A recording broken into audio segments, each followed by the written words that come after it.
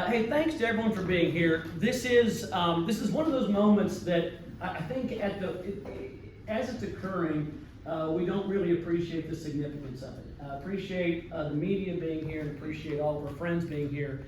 At the founding of this city, when Norman was first established, there was a fundamental question about our identity and who we wanted to be. And when the founders started, there was a competition for the state capitol, and it was hotly contested. We all know that discussion about Guthrie versus Oklahoma City and where it landed.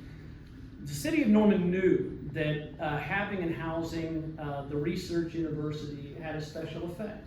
And it knew that it had a special purpose in the state well beyond the university. For years and decades, we've lived into that. Each generation has an opportunity to decide who they're going to be and what they're going to do. And there are those projects that define whether or not leadership is seized. And people take the offices they have and they do something with it that really improves the lives of those in the community. This is one of those moments. And it has been literally years in the making. This formal process started back in October. But before getting to those steps and what's taken place and the big reveal that we have here with the pictures that are in the corners of this room, I want to just take a moment to recognize the folks that are in this room, and not by name, because that would take too long, but really by the area that we're from. I've been at this university in a leadership position for almost 30 years. Never seen what we have put together over the last year, the last 12 to 18 months. And it's this idea of having at the same table here in Norman, the university with the city of Norman with the private leadership. Right? Represented in here, Chamber of Commerce, Visit Norman, the private sector, developers, folks from across the community all together at the same table. And this is not just symbolic, but it is substantive. This has been taking place now for a year and a half. All together, not divided, but unified around a common goal, and that is improving the lives of the people of this city, and by extension, the state as a whole. That's where we are, and this is how important this is.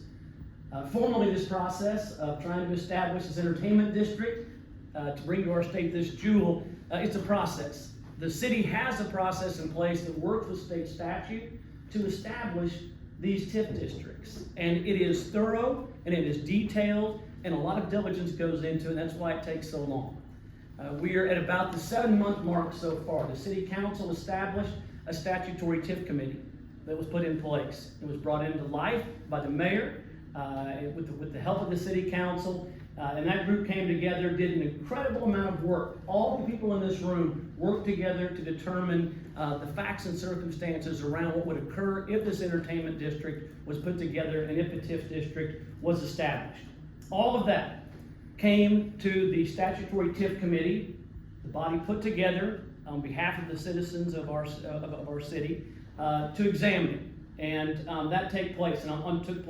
And on May 16th, that statutory TIF committee voted unanimously in favor of this project. The next step in this process is next Thursday, on June 13th.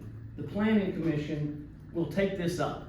And what we have around us right now are images that will be a part of that greater presentation that takes place, and that is the next critical step. Right? If the Planning Commission passes on this, something about which we are optimistic, if that goes through, right, those 9 months of work would lead hopefully to a final vote shortly thereafter by the City Council. Right? This is thought through completely. This is thought through with a great deal of effort.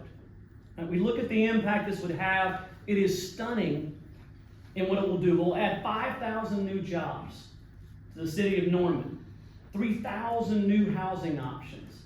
And an arena that's being put together is not just for the use of the university, but well beyond the university. 76% of its use is for other community events. Over $1 billion investment in the 3rd largest city in Oklahoma.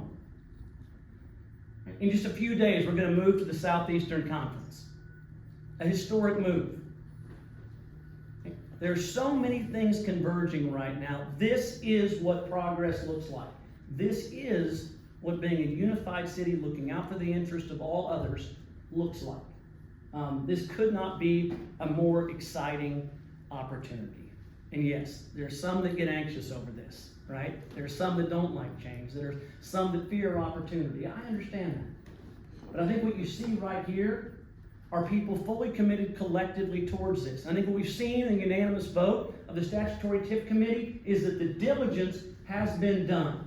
The time, the effort, the work, the crunching of numbers, 70, 80, 90 iterations of different documents to make sure they're as honed as they can be. And now it's time for all of that work to go to the vote, to go to those final votes. This coming Thursday, a week from this Thursday, and then hopefully a month or two later in front of the City Council. All of that will pay off, and all of that hard work will pay off, and all of the resources that have been poured into it.